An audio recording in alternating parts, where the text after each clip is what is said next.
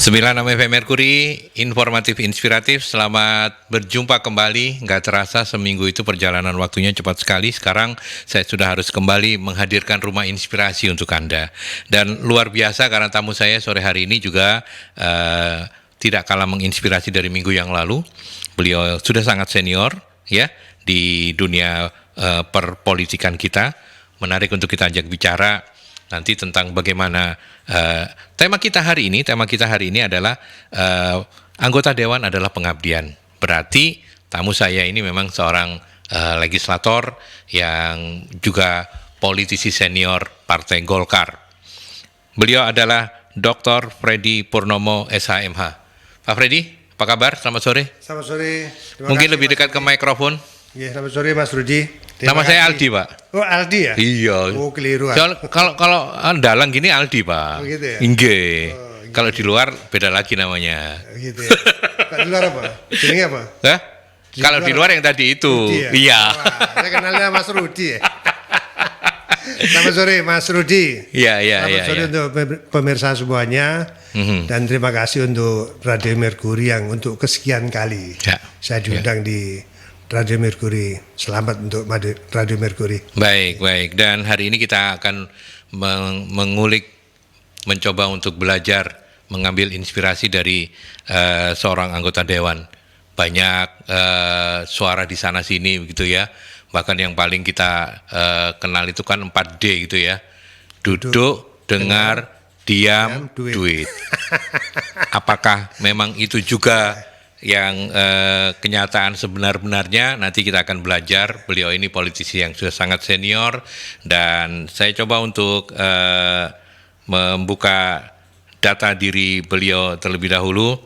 Pak Freddy Purnomo ini menyelesaikan strata satunya itu dari Fakultas Hukum Universitas Surabaya. Betul. Dari Ubaya ya Pak ya, alumni Ubaya ya. Iya. Hari Selasa kemarin saya ngobrol sama Pak Rektornya Ubaya. Oh, Pak Beni. Pak Beni Lianto. Ya, teman dekat itu Pak Beni itu. Pak Beni ya. Iya. Dan menarik karena Ubaya dapat hibah untuk membuat sebuah rumah seperti yang Renat Kasali buat, yaitu rumah perubahan kalau Pak Renat. Kalau Ubaya ini dapat hibah dari pemerintah pusat itu untuk merealisasikan rumah Mandira, bukan mandiri.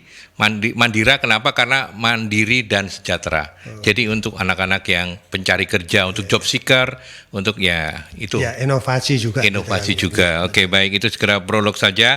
Dan kemudian Pak Freddy menyelesaikan studi S2-nya di Fakultas Hukum Universitas Erlangga. Kemudian mengambil program doktoral juga di UNER untuk S3-nya begitu ya Pak ya. Dan kemudian masih banyak pendidikan keahlian yang lain. Ceritakan sendiri saja Pak. Ya, kebetulan kami memang sebenarnya studi di Fakultas Hukum ini tidak disangka-sangka ya. Jadi, kenapa? Ya cita-cita dulu sebenarnya ingin masuk di militer ya. Oh, iya. Kedokteran. Itu delalah akhirnya saya harus terdampar di Fakultas Hukum. Iya, mungkin ya Pak ya. Mungkin Gusti Allah ya tidak mentolo ya. Ganteng kayak Roy Martin katanya ini. Bahkan banyak yang bilang Pak Freddy ini mirip dengan Roy Martin. Amin. Bahagia sekali yang menjadi istrinya ya Pak ya. Amin.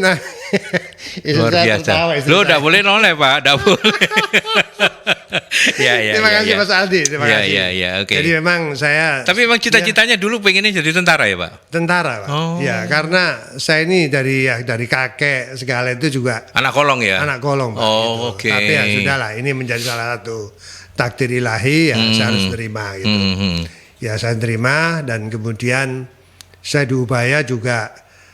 Waktu itu tidak hanya sekedar mahasiswa, begitu saya pertama kali mahasiswa tingkat 1 itu sudah didapuk sebagai calon mahasiswa favorit gitu. Wih, tapi pasti bukan cuma karena gantengnya bukan ya? Nggak tahu ya waktu itu ya. Akhirnya saya didapuk dari berbagai aktivitas sampai saya sempat menjadi ketua senat mahasiswa, ketua badan perwakilan mahasiswa. Sekarang kalau salah apa istilah BEM ya? Ya BEM, Badan Eksekutif Mahasiswa. Jadi semua aktivitas saya pegang. Bahkan di resimen mahasiswa itu saya cukup lama ya, mulai dari Wadanyon 815 Universitas Surabaya, Danyon, terus saya ngerangkap juga ketua senat, terus dipercaya sebagai asisten 1 Resimen Mahasiswa Jawa Timur. Kemudian terakhir saya sempat menjabat kepala staf Resimen Mahasiswa Jawa Timur. Pada waktu itu masih komandan saya Pak Abdul Hamid, Presiden Abdul Hamid almarhum. Terakhir jabatan beliau adalah Wali Gubernur. Gitu. Ya ini satu dinamika. Intinya kalau memang diinginkan oleh teman-teman, ya mau nggak mau harus kita menerima. Nah, sama halnya kami di dunia politik. Di dunia politik itu berawal saya angkatan 77 termasuk senior ya. 78 pada waktu sidang umum MPR. Saya salah satu yang sempat diajak oleh senior saya, ya ada namanya teman saya itu Tommy Pakasi gitu, diundang. Fred ulang tahun anggonku lah, ulang tahun. Nah ternyata situ sudah membuat skenario untuk mau demo gitu, menolak istilahnya 78 pada waktu menjelang sidang umum, yaitu NKK normalisasi keguruan kampus. Nah, saya termasuk yang paling muda gitu. Akhirnya ya sudahlah, akhirnya harus berurusan dengan. Itu berarti masih S1 ya Pak ya? Masih S1, masih mahasiswa tingkat 2. Dulu kan tidak semester ya? Tingkat 2, oke. Nah disitulah akhirnya saya ketemu dengan beberapa elit militer ya. Daripada kamu menjadi politisi jalanan, politisi sekali gitu. Nah saya ketemu namanya Pak Anton Priyatno. Pak Anton Priyatno itu dulu adalah pembantu rektor 3. Beliaulah yang menginspirasi saya. Karena beliau termasuk anggota DPR termuda pada waktu itu, tahun 77. Tahun 77. Oh, jadi 77 Pak Anton Priyatno sudah, yang notabene ketua yayasan ini ya. Sekarang ketua yayasan Universitas Surabaya. Universitas Surabaya ya. Nah itulah mulai awal kami diajak beliau dan juga diajak oleh beberapa elit TNI Angkatan Darat, terus melo partai pisan. Nah disitulah awal daripada kami terjun ke dunia politik. Dunia politik. Saya belum menjadi pengurus, hanya sebagai simpatisan di Partai Golkar. Jadi sejak awal memang ada di Golkar ya Pak ya? Iya. Sampai hari ini ya? Hatinya tetap Golkar ya? Kuning masih ya? Golkar. Luar biasa. Ya politik itu boleh kata dinamis ya. Saya pun dengan teman-teman lintas parpol biasa, perbedaan biasa. Tetapi dalam konteks bicara kebangsaan, kenegaraan, bicara pemerintah daerah Jawa Timur, kita sharing. Saya pernah menjabat sebagai ketua Badan Legislasi DPRD Jawa Timur, di mana proses saya di DPR pun juga perjalanan sangat panjang. 87 saya ini termasuk yang caleg termuda. Saya sudah caleg 87 belum masuk, 92 saya caleg lagi. 97 caleg, 99 caleg, 2004 caleg, 2009 baru jadi. Ya memang karirnya cukup panjang ya Pak ya. Ya memang politik ini kan ibaratkan kan hanya hobi ya, hobi. Kalau teman-teman bilang Pak Freddy apa pekerjaan saya dosen. Nah, sedangkan di dalam dunia politik DPR itu hanya menyalurkan hobi saya pada waktu saya menjadi aktivis mahasiswa. Oke. Itu prinsipnya itu. Menarik ini, karena dosen di satu sisi, politisi di sisi yang lain ini kan agak sulit untuk bisa diketemukan ya. Karena kan akademisi itu bicara soal ini, padahal politik itu katanya loh Pak ya, saya enggak tahu ya, katanya itu enggak pernah ada lawan sejati, enggak ada kawan sejati, semuanya bisa sangat cair begitu ya. Artinya kan beda sama akademisi yang harus nah menarik ini, bagaimana kemudian Pak Freddy bisa memakai dua baju ini? Seperti apa kemudian mendisiplin diri Pak Fred? Jadi gini, saya harus bisa menempatkan diri di mana di dalam dunia pendidikan itu kan jelas itu adalah satu kebebasan ya dalam dunia akademisi. Saya harus bisa menempatkan diri. Kalau saya di dalam dunia pendidikan, saya melepaskan atribut saya sebagai orang politisi. Di mana kita harus menghargai, menghormati bahwa kampus betul-betul steril dari politik praktis. Tapi dalam artian politik pendidikan atau pendidikan politik saya kira ada ya. Betul. Mahasiswa kan mulai masuk dulu zaman saya ada pendidikan pedoman P4 ya. Pedoman penghayatan pengamalan Pancasila. Pancasila ya P4 itu Eka Pasca Pancakarsa. Nah itu kan salah satu pendidikan politik ya. Terus ada mata pelajaran tentang masalah Pancasila. Itu juga pendidikan politik. Nah, begitu muncul NKK BK 78 bahwa kampus harus steril dari dunia politik. Nah, termasuk kami salah satu yang menolak pada waktu itu. Saya termasuk ya berhadapan dengan teman-teman yang pro pada NKPKK. Yeah. Tetapi apapun keputusan pada waktu zamannya Pak Daud Yusuf, ya tentunya kami ya mau nggak mau ya sudah harus menghormati, apalagi dengan motivasi daripada senior-senior kami pada waktu itu, ya sudah kamu harus menerima apa yang menjadi satu keputusan dari pemerintah. Ya sudah, disitulah kami harus menyadari dan kami harus menempatkan bahwa kami kalau bicara politik di luar kampus. Kalau bicara pendidikan politik boleh di kampus. Boleh di kampus. Nah, kalau pendidikan politik dalam artian kan secara general, tidak bicara dalam konteks politik praktis. Tidak pernah dikomplain Pak oleh Pak, kenapa kok terlalu politis begini cara mengajarnya atau apa, enggak ya? Tapi saya tidak pernah membawa warna politik. Atributnya itu pernah. ya. Sampai sekarang pun saya nggak pernah. Luar biasa ya. Dan ini memang butuh konsistensi ya. Dan ini bukan pekerjaan mudah kan Pak Freddy, benar ya? Saya kira ya tanpa saya beritahu mereka tahu. Oh, Pak Freddy adalah sekarang anggota DPRD, seorang politisi. Jelas DPRD adalah tugas dari partai, ya pasti tahu.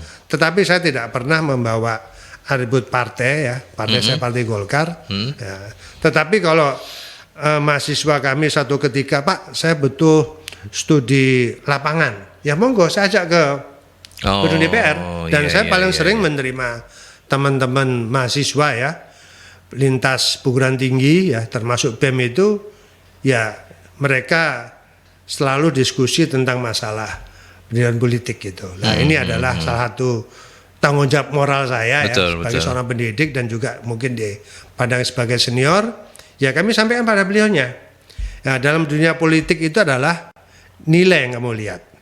Kenapa saya katakan nilai? Bahwa Anda bisa melihat platform daripada partai politik apa yang Anda inginkan gitu. Saya sampein gitu. Ini dalam konteks pendidikan politik. Tetapi kalau kamu mau ikut politik praktis ya harus langsung terjun, jangan membawa atribut alma mater. Itu jelas nggak boleh. Kalau dulu boleh Pak. Nah, zaman Orde Baru itu terus terang aja, kampus saya termasuk namanya kampus Weringin kan gitu toh, tapi sekarang nggak boleh Pak. Alumninya sudah nyebar di mana-mana gitu. Jadi memang Pak Freddy ini mengalami beberapa generasi ya, mulai Orde Baru begitu ya sampai di Orde Reformasi seperti sekarang ini, tentunya sudah cukup banyak makan asam garam, artinya bisa memilah dan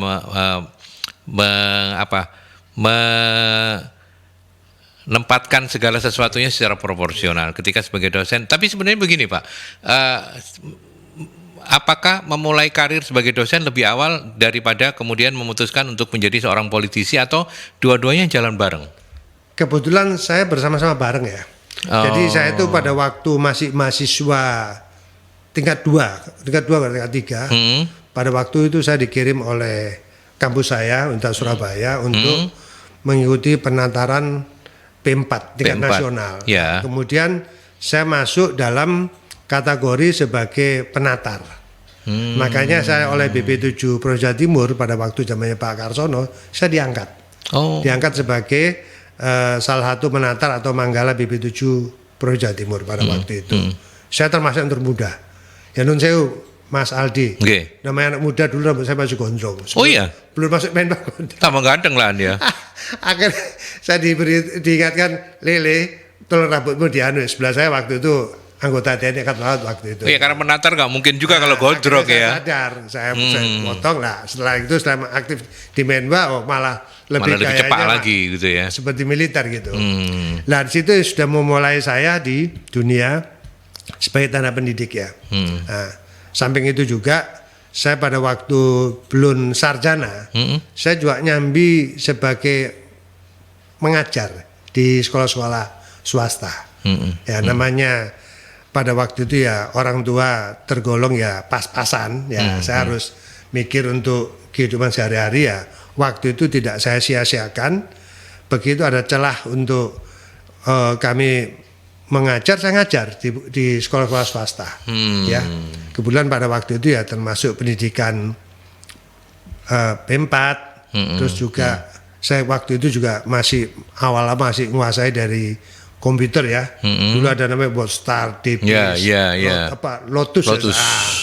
Itu kan masih langka pada waktu itu. Nah, pada waktu saya waktu kerja di salah satu perusahaan komputer, saya punya keahlian di bidang komputer. Itu saya lakukan. Dan itu yang mengawali kami mengajar. Jadi waktu muda sebelum sarjana saya sudah ngajar. Lah sempat jeda.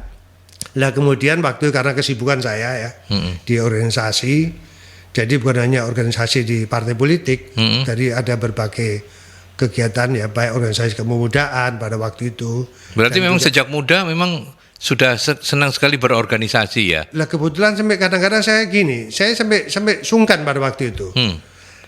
Pernah satu ketika saya tuh menjabat sampai 7 jabatan. Oh iya? Padahal sudah saya tolak pada waktu itu, tapi karena teman-teman pada waktu mengendaki sudah awal dulu kan enak kita kompromi ya. Jadi apa ya, di organisasi kita nggak ada interest kepentingan pribadi, nggak ada.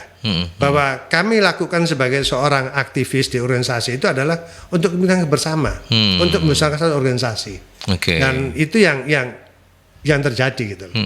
Sampai sempat di resmen mahasiswa, bahkan pada waktu zamannya Pak Larso gubernur, saya didapuk sebagai pengurus Karang Taruna Jawa Timur, FKT, Forum Komunikasi Karang Taruna Jawa Timur. Saya bingung. Ya memang saya dulu pernah aktif di Karang Taruna waktu masih SMA waktu itu ya. Tahu-tahu saya sarjana, saya diminta menjadi pengurus FKT. Nah kebetulan pada waktu itu ketuanya Epi Indra Kalan almarhum, terus sekretarisnya itu Joni Maliki sekarang profesor, dia di PAN ya. Kemarin ketemu saya bendahara waktu itu. Nah begitu Mas Epi selesai, saya didapuk sebagai sekretaris, ketuanya Mas Didik Soekardi. Terus didapuk lagi jadi ketua sampai 2 periode, sampai zamannya Pak Basofi, sampai zamannya Pak Imam Utomo. Akan saya mundur gitu. Ya, mundur pun nggak boleh gitu loh. Sebenarnya itu seni, organisasi seni. Kita maknai bahwa di organisasi itu bukan hanya semata-mata untuk interest kepentingan kita pribadi, tetapi untuk membangun kebersamaan, terutama dalam hal untuk mengisi pembangunan guna kepentingan bangsa dan negara. Itu yang menjadi salah bagian dari misi kami di organisasi. Apapun perbedaan, ya toh, urusan bangsa, urusan negara, urusan rakyat ini menjadi prioritas. Jangan sekali-sekali memikirkan interest kepentingan saya pribadi. Itu yang saya lakukan sekarang. Nah, kadang kok so idealis, bukan. Memang ya sudah. Soal masalah rezeki apa ya Gusti Allah sudah pasti ya. Kalau saya beraktivitas apa ya pasti. Ya, kalau saya ngajar ada honor, kan gitu toh. Nah, saya sebagai narasumber pasti ada honor. Ya sudah itu mencair. Di eranya Pak Basofi saya dipercaya sebagai salah satu EU di salah satu organisasi sampai menangani event kehadiran RI 1 pada waktu itu namanya Pak Harto 2 kali. Ya itu satu ridho toh. Itu yang saya termasuk saya ketemu dengan beberapa aktivis, Idrus Marham itu juga teman ya. Teman ya, sahabat ya, ini berjalan dengan sendirinya gitu. Termasuk di partai politik sampai saya terakhir menjabat sebagai ketua harian DPD Golkar Jatim. Sampai hari ini ya. Kalau boleh dibilang sudah berapa tahun berkarir di politik? Saya di 79 Golkar 78 sampai hari ini ya. Tahun 80 saya ikut pendidikan karakter des ya. Saya angkatan dengan almarhum Mas Fajar yang baru saja meninggal itu. 80 saya ikut pendidikan karakter des, ya sudah 40 tahun lebih ya.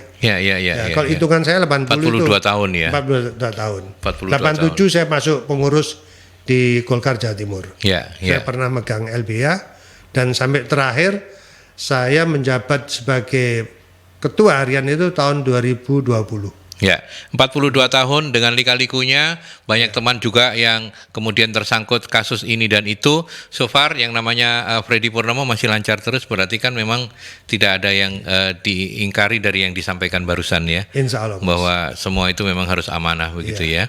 Baik Pak Freddy, saya juga ingin karena kita ini kan di Rumah Inspirasi, bagaimana kemudian seorang politisi mencintai lawan jenisnya. Nanti saya akan tanyakan ke beliau begitu ya. Bagaimana dulu jatuh cintanya, apakah terus misalnya diajak ke Golkar atau ya apa. Nah, itu kan menjadi catatan menarik. Tapi kita break dulu ya Pak Freddy. Kita ke iklan dulu.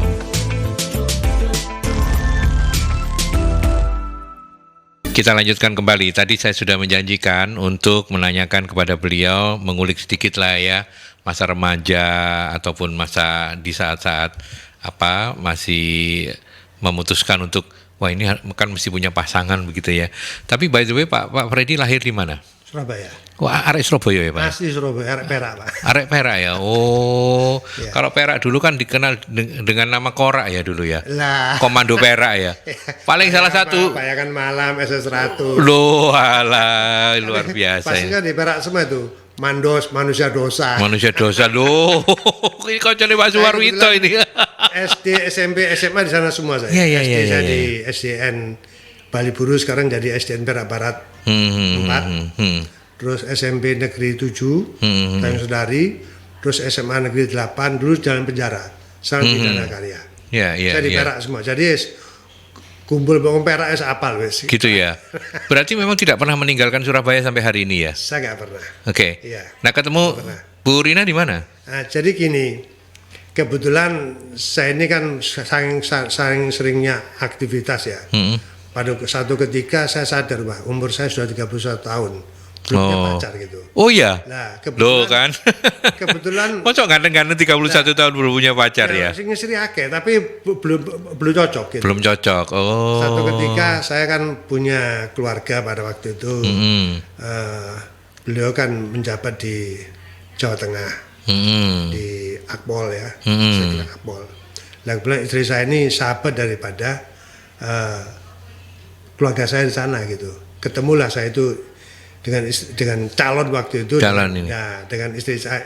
Sekarang jadi istri ini gitu. Oh, yang penggo berarti ini, yang pek tonggo ini ya. Tonggo. Ya nggak ada pacaran ya. Saya proses Oh, oke. satu ketika harus waktu itu Pak D saya meninggal ya setelah mendampingi Taruna Lasitarda di mana? Sulawesi Utara. Nah, kebetulan terus dia melayat ke Surabaya gitu waktu itu. Saya antar pulang, guyon. Kau sudah pacar durung? Kenapa sih Mas? Lah kalau dulu wis ambil aku ya ngono. Yo. Itu poin sudah. Saya bilang ini Iya. apa orang bilang keterlaluan ya. Mm-hmm. Akhirnya ya nama pacar saya Farida Matarina ini, nah, mulailah kontak-kontak los delala adik saya itu keburuan nikah. Kalau Bu Rina aslinya dari Istri saya Jogja. Jogja. Jogja, cuma lama di Semarang. Oh, jadi PDKT-nya Surabaya Semarang ya waktu itu ya? Iya, ya jadi waktu itu by telepon aja, telepon kantor nyuri-nyuri, telepon pacaran melalui telepon. Gitu. Oke. Akhirnya saya ditantang, Mas, aku gelem melu nang Jakarta ngadiranmu, tapi aku lamar dicik gitu. Oh. Ya tak lamar. Oh. Jadi iya. prosesnya nggak lama sudah. Iya. Setahun ketemu nikah sudah. Ya alhamdulillah sampai sekarang saya masih bisa menjaga rumah tangga ya. Rumah tangga ya. Berarti istri satu Pak ya? Ya cukup satu lah. Cukup satu lah. Iya. Kalau teman istri memang kan teman nggak apa-apa teman, tapi bukan teman hidup hanya satu, istri saya gitu. Istri, Ya. oke. Sebagai seorang aktivis itu ya pasti di mana-mana dikenal orang tuh, tapi ya ojo ngelirik-ngelirik. Iya, saya percaya Pak Freddy baik. Dengerin nanti ya. Jadi nanti kalau misalnya mau cari suami ya sosoknya kayak Pak Freddy Purnomo lah ya. Dan Bu Rina bangga banget pasti mendengarkan semua ini begitu. Dan setelah jadi ya sederhana begitu ya, Iya. Pak Freddy ya masa mudanya ya. Saya sama istri saya ini nggak ada proses, kalau saya bilang nggak ada proses pacaran kayak anak muda harus ya kayak apa, jadi Semarang saya Surabaya ya by telepon aja gitu. Iya. Setelah saya lamaran bukan cincin, kira-kira 3 bulan saya menikah. Itu pun istri saya masih di Semarang, saya di Surabaya. Oh begitu. Ya, tapi karena ya komitmen saya tantang istri saya waktu itu. Ya segini aku tak ngalah nang Semarang. Ojo Mas, aku nang Surabaya itu. Nah, udah. Akhirnya saya meneruskan bakat saya di politik di Jawa Timur. Di Jawa Timur ya, oke. Sampai sekarang Begitu menikah malah lebih mantep lagi karena sudah punya tanggung jawab gitu ya. Artinya ada perubahan-perubahan barangkali ya Pak Freddy ya. Kalau saya bilang itu hanya salah satu kewajiban sebagai manusia ya. Ya kita harus berpasangan. Ya tentunya kita harus punya keturunan. Itu prinsip. Ya yang saya syukuri pada istri saya hanya satu, pengertian. Dia saya sebagai seorang politisi. Nah istri saya sebenarnya juga Nggak pernah komplain-komplain gitu Bu Rina dengan profesi sebagai politisi kan, apalagi di era-era tertentu perjalanan Partai Golkar ini kan nggak mulus begitu ya, bahkan kantor DPD yang bakar. ya apakah nggak pernah nggak ada kekhawatiran begitu biasanya, karena kalau ibu-ibu itu kan sebagai istri itu kan khawatirnya lebih lebih tinggi gitu. Gimana waktu itu Pak? Saya melihat istri saya juga cukup dewasa ya. Dia sudah pernah berkarir di salah satu perusahaan di Semarang. Istri saya pernah ikut pendidikan kader Golkar. Paling nggak dia sudah tahu gitu loh. Sudah siap.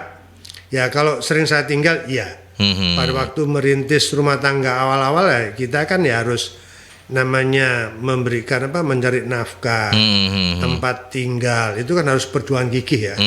Ya tentunya istri saya harus memberikan mengertilah ya bagaimana sebagai seorang aktivis pada waktu itu. Ya samping juga saya juga bekerja sebagai seorang dosen dan juga konsultan di beberapa perusahaan. Ya semuanya dalam rangka untuk mencukupi rumah tangga saya. Ini perjalanan yang cukup. Dan sampai sekarang ini kalau dibilang ya itu sudah konsekuensi gitu. Saya mensyukuri bahwa istri saya penuh pengertian.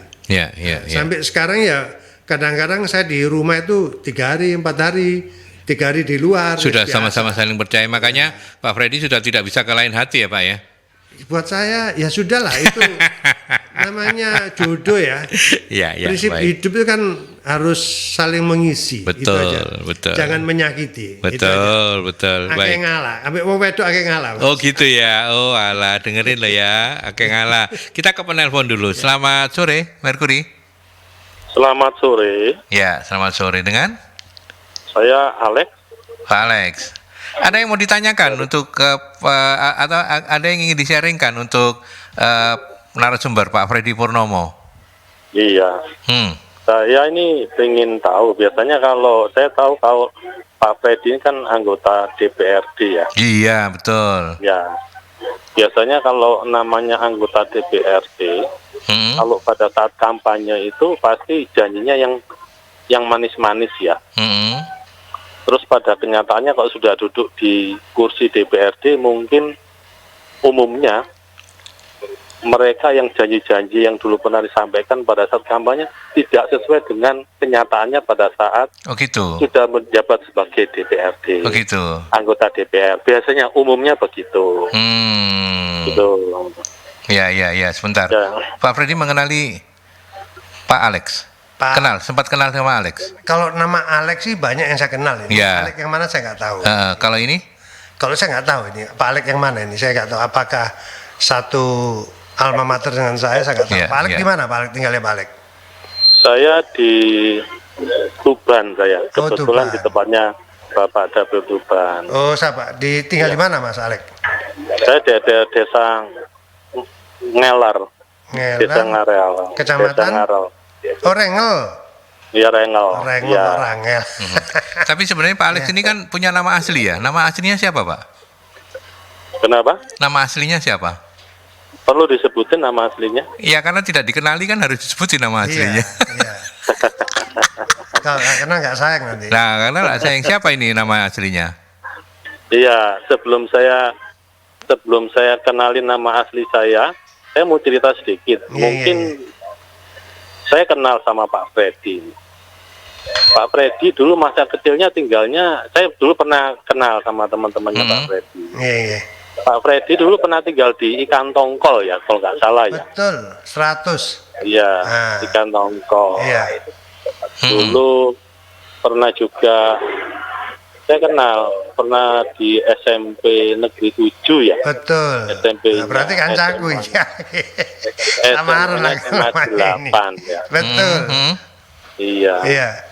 Aktivis. Kalau Pak Freddy ini aktif memang. Oh gitu ya. Orangnya aktif di organisasi dulu waktu masih kuliah sampai itu. Dan saya lihat orangnya idealis. Oh.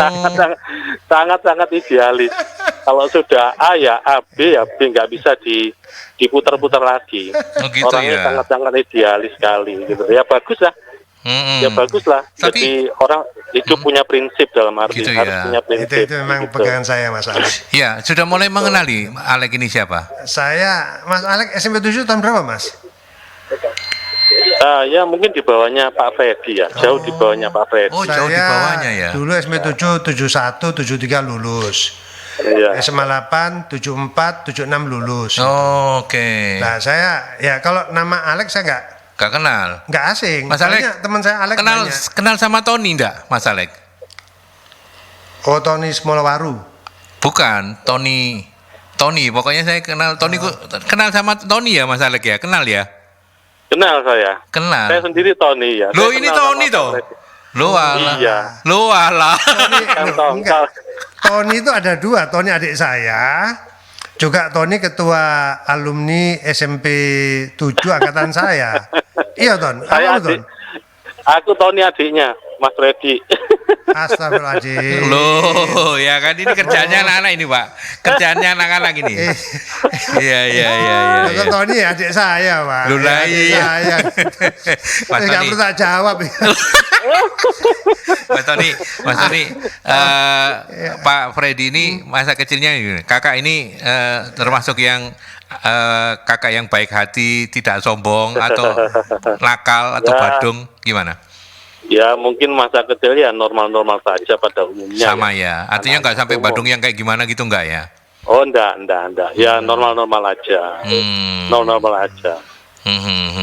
Cuman ya aktif di organisasi saya lihat. Sejak muda ya memang ya. Sejak lulus SMA ya kuliah ketua Oke. senat, ketua menwa. Sampai nggak sempat pacaran ya katanya ya. Langsung ketemu sama Bu Rina wis langsung dilamar ae wis. Wis pacaran apa gorong wis ae mbek aku ae lho, enak padane tuku opo. Itu poin. Iya. Iya. Tapi Mas Tony sebagai seorang adik apa kelebihan Mas Freddy ini di mata Anda? Ya saya lihat memang orangnya idealis ya. Idealis ya? Jadi idealis, punya prinsip ya, istilah kalau punya prinsip itu kan wajib ya, bagus lah. Untuk tidak bisa dipengaruhi gitu kan. Jadi kalau sudah ya semua tujuannya idealis dan prinsip tujuannya untuk kebaikan ya. Untuk kebaikan, bukan untuk jago-jago, bukan untuk kebaikan. Jadi saya lihat di sini memang kalau Mas Freddy ini memang hidup memiliki prinsip. Jadi ya bagus, idealis dan prinsip. Iya. Punya prinsip. Ya artinya hidupnya seorang Freddy Purnomo ini sejak muda sampai sekarang ya idealis, berprinsip dan lempeng-lempeng aja ya, nggak ada menggok-menggoknya ya. Ya. Biasa. Oke. Ya manusia memang nggak ada yang sempurna lah ya. Baik. Tapi minimal punya idealis dan punya prinsip hidup.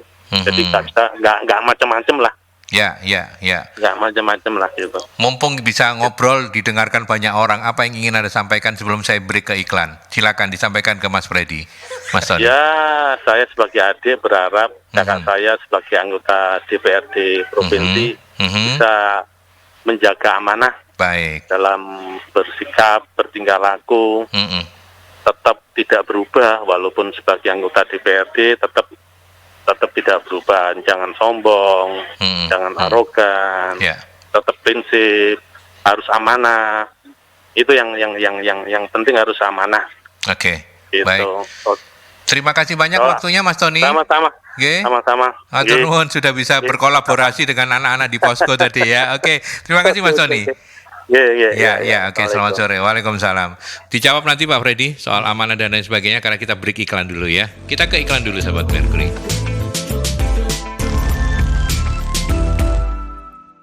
Baik, kita lanjutkan kembali. Waktu kita sisa 15 menit. Menarik tadi ya ketika Pak Freddy tidak mengenali adiknya sendiri. Tadinya sih kita mau teleponin cewek begitu ya, biar lebih wow, tapi nanti takut ada yang semaput ya. Kalau nggak kuat kan nanti ada yang semaput, repot lah. Bu Lita, terima kasih sudah mampir di perbincangan ini. Pak Freddy, saya melihat beberapa politisi di Indonesia, ini pertanyaan Bu Lita. basicnya adalah akademisi. Saat mereka menjadi akademisi, mereka adalah sosok yang idealis. Tapi ketika menjadi politisi, ya, idealisnya meluntur karena beberapa di antaranya menjadi koruptor. Apakah menjadi legislatif bisa mengubah karakter? Ini mungkin cocok dengan tadi yang diingatkan oleh Mas Tony Purnomo, ya. Silakan Pak Freddy komentarnya. Jadi gini, semua aktivitas kan amanah ya. Kalau kita mendepankan namanya amanah di DPR, ya benar beberapa. Saya ini kan produk lama ya. Ya. Di DPRD ini sebenarnya dibilang fasilitas itu berlebihan ya tidak, ya tidak. Jadi ya istilahnya cukup sesuai dengan norma yang sudah ditentukan oleh perundang-undangan yang ada tentang kedudukan dan keuangan DPRD. Nah, kalau ada politisi yang berubah, tentunya mereka berangkat bukan sejatinya sebagai seorang aktivis. Kalau teman-teman kami yang pure dari aktivis, ya ada juga yang mereka terjebak dengan hal-hal yang ya istilahnya orang bilang orang Jawa Timur kemaruk ya. Akhirnya ujung-ujungnya ya menyalahgunakan wewenang itu ada. Tetapi secara umum kita masih bisa menjaga. Dari sekian politisi yang ada, saya jujur aja, saya katakan memang peluang untuk membuat sesuatu yang nyeleneh itu dimungkinkan gitu. Nah, tergantung pada naluri kita. Kalau kita ingat bahwa amanah daripada konstitusi kita ini adalah wakil rakyat ya. Yang kedua yang kita harus sadari adalah tentunya kita bicara tentang konsistensi. Nah, saya tidak terlalu kaku, tidak terlalu idealis, tetapi saya punya prinsip. Punya prinsip, apalagi negara kita adalah negara hukum. Makanya saya sering kali ini bicara, teman-teman bilang sok idealis, sok normatif. Kalau kita nggak bicara normatif, kapan lagi? Saya begitu. Saya memang aliran saya normatif. Apa yang sudah kita putuskan harus kita kawal, harus kita hormati. Itu prinsip buat kami. Nah, kemudian ada pola hidup. Saya kira itu adalah perbuatan nyeleneh. Ya, saya akui jujur memang. Kadang-kadang kita ini di daerah ini kan sebagai pejabat daerah, bukan pejabat negara loh Mas. Nah, pejabat daerah jadi beda dengan DPR RI. Terus kedua, ada hak protokoler. Nah, tetapi kita menyadari, maksud sih DPR ini ibaratkan pekerja outsourcing 5 tahunan. 5 tahunan kita akan kembali lagi kepada basic kita. Lah moro-moro 5 tahun kita lupa jati diri. Nah, budaya malu yang harus kita pegang. Betul. Intinya gitu. Saya tidak menutup kemungkinan teman saya pun ada sekarang itu. Bahasanya gini, saya tidak mencampur urusan pribadi mereka ya. Pendapatan, penghasilan itu sama. Tapi tumpaane nang dindi di kawal patwal. Nah, saya juga bayangkan, saya itu malu Pak. Seandainya sekarang saya menjadi seorang pejabat, kayak saya seperti Pak Basofi. Pak Basofi kemana-mana itu, walaupun dia punya hak protokoler, dia sering nyeleneh naik sepeda motor sendiri. Sama hal sekarang ini. Begitu kemarin karena pandemi ya, saya punya supir Pak, karena luar kota.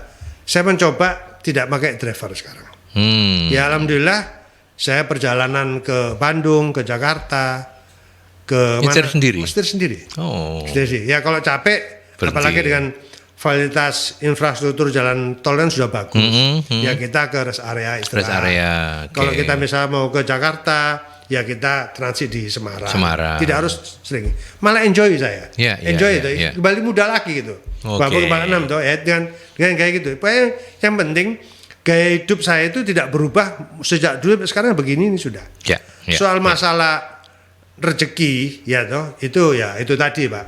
Rezeki itu memang terukur ya, teratur ya sudah harus kita nikmati.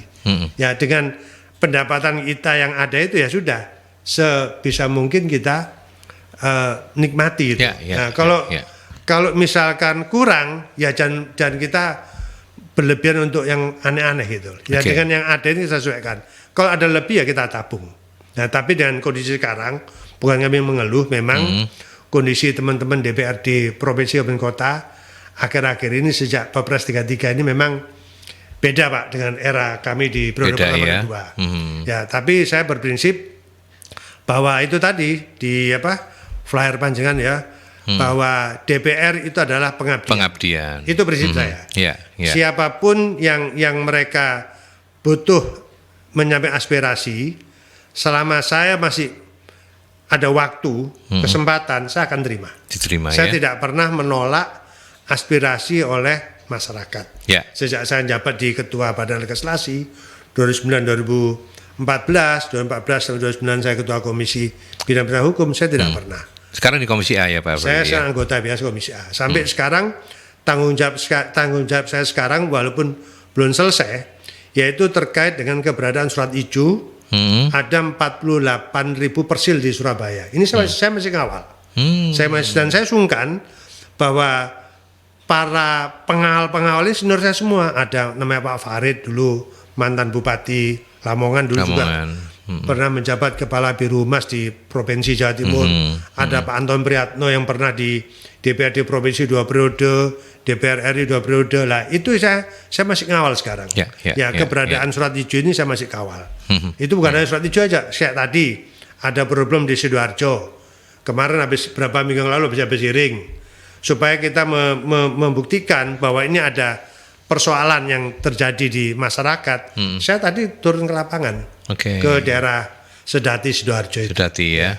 Saya ninjau ke lapangan, ya memang setelah saya cermati, ini ada kesalahan persil. Jadi ya saya tidak mengatakan akal-akalan ya. Ya kok bisa salah persil itu ya. Diukur di petok ini kok yang masuk petok ini. Ya, ini harus dikembalikan. Nah, sekarang kebetulan ada di wilayah hukum, lagi di sengketa di pengadilan, saya tidak bisa intervensi. Tetapi saya bisa berpendapat, apalagi basic secara hukum. Ini ada kesalahan administrasi yang harus dibenahi. Gitu. Baik. Kemudian ada Iwung. Saya nggak tahu Iwung ini cowok cewek ya. Selamat sore Mas Aldi, saya Iwung mau tanya, apakah yang bukan wilayah dapilnya konstituen, apakah nggak diopeni? Boleh nggak minta anggaran untuk kegiatan positif, misalnya bedah rumah, membantu usaha lansia kurang mampu, membuat tandon air desa. Caranya gimana ya? Terima kasih penjelasannya. Baik, Mas Iwong atau Mbak Iwong itu cowok apa cewek ya? Cowok kali ya.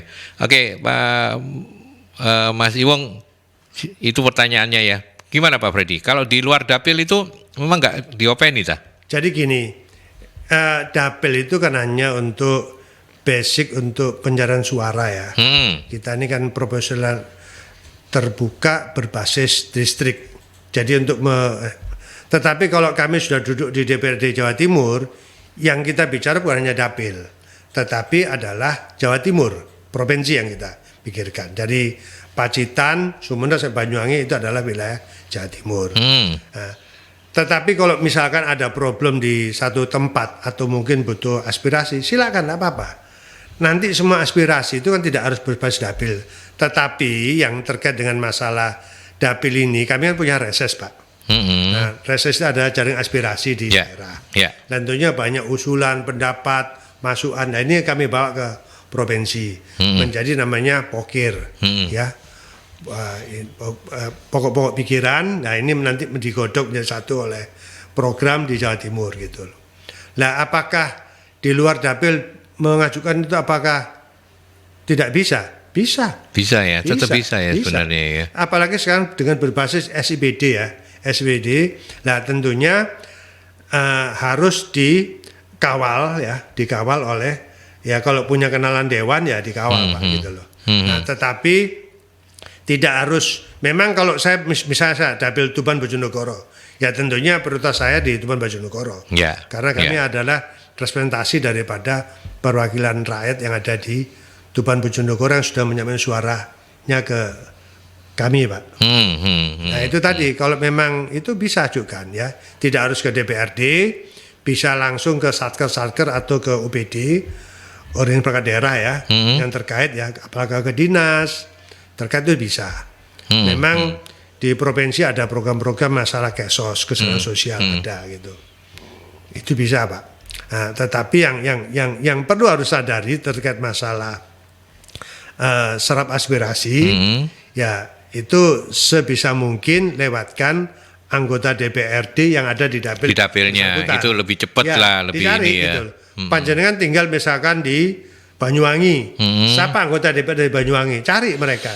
Pasti sampean pasti akan pernah mencoblos nama mereka, cari mereka. Oke. Nah, itu aja. Apalagi untuk kontak person sekarang kan sangat-sangat terbuka ya.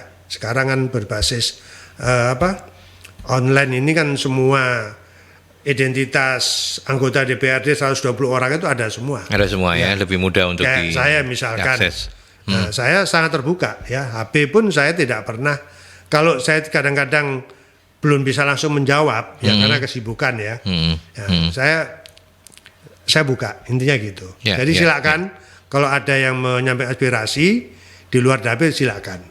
Bisa langsung ke gedung DPRD nanti atau enggak mencari anggota DPRD dari dapil itu lebih memudahkan. Karena itu tadi ada poker-poker memang dialokasikan untuk masing-masing dapil. Gitu. Baik. Pak Freddy, di tahun 2021 lalu sempat juga mengawal program One Village One Product. Apa kabar dengan kondisi sekarang? Jadi gini, One Village One Product ini sebenarnya ide gagasan awal dari Pak Basofi ya. Gerakan Kembali Desa. Nah kebetulan saya kan ada di Komisi Pemerintahan dan Hukum. Apakah saya tidak bisa memikirkan kearifan lokal? Tentunya iya. Ya saya juga mempunyai binaan di Bojonegoro ya, desa wisata. Kemarin juga saya saya carikan dari APBD Provinsi perangkat untuk gamelan Pelok Serindro. Nah itu kan juga salah satu produk. Nah kemudian produk unggulan yang ada dari daerah itu. Saya pun juga ya mau nggak mau ya saya sering itu saya beli, bahkan saya harus apa istilahnya mamerkan ke teman-teman, loh produk toko Bojonegoro ini dari Tuban. Nah ini kan salah satu kan yang harus dilakukan. Memang salah satu sekarang program terkait One Village One Product di mana satu daerah harus punya produk unggulan itu tetap kita galakkan. Memang ya ini yang memang menjadi cita-cita kami ya. Pada waktu kami sempat pada waktu ke mana Jepang ya. Jepang kenapa itu bisa maju pesat saya baru sadar. Di sana memang One Village One Product memang dilakukan.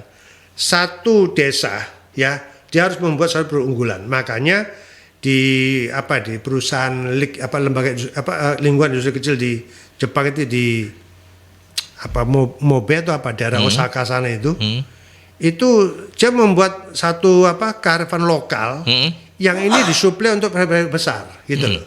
Intinya gitu. Lah, ini yang sekarang ditiru oleh Jawa Timur, tapi belum bisa jalan maksimal ya. Belum maksimal ya. Nah, tetapi arah ke sana ada. Memang kita harapkan. Contohnya gini, nggak usah jauh-jauh Sidoarjo dengan produk kearifan lokalnya adalah kulit.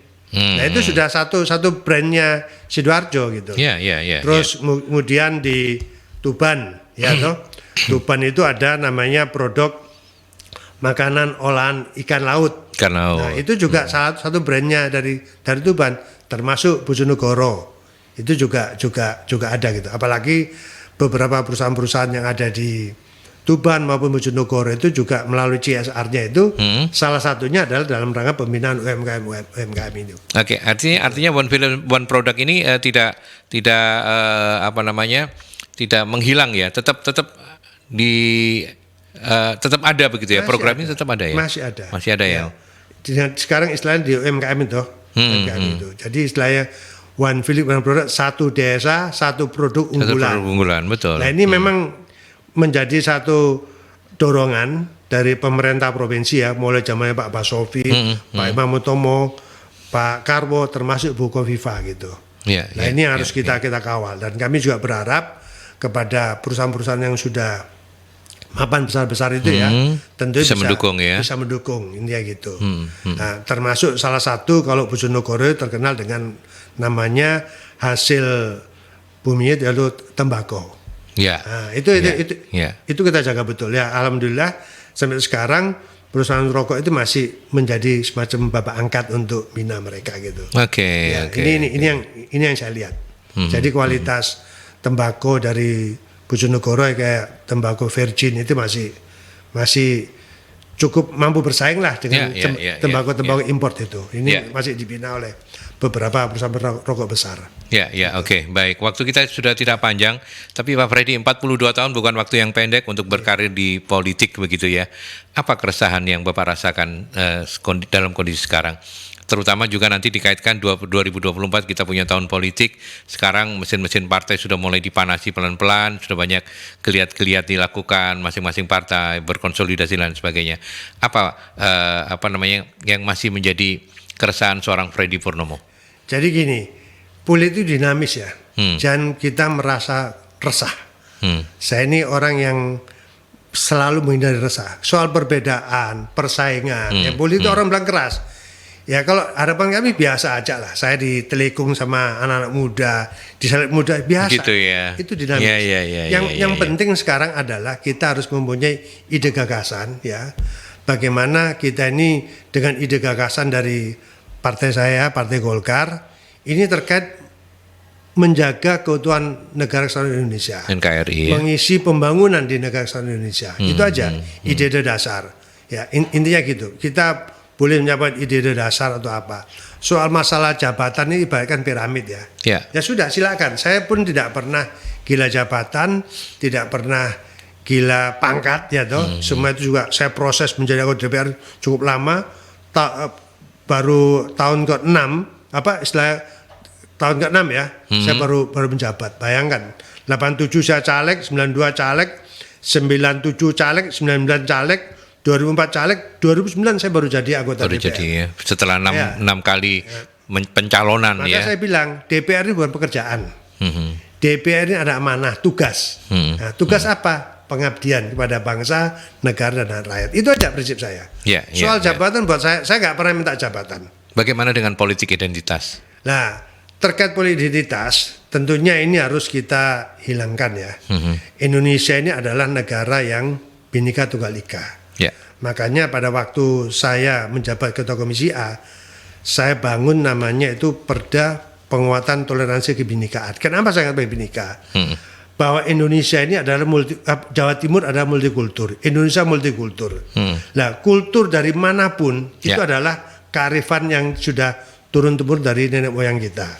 Makanya jangan sekali-sekali membawa identitas terkait dalam dunia politik.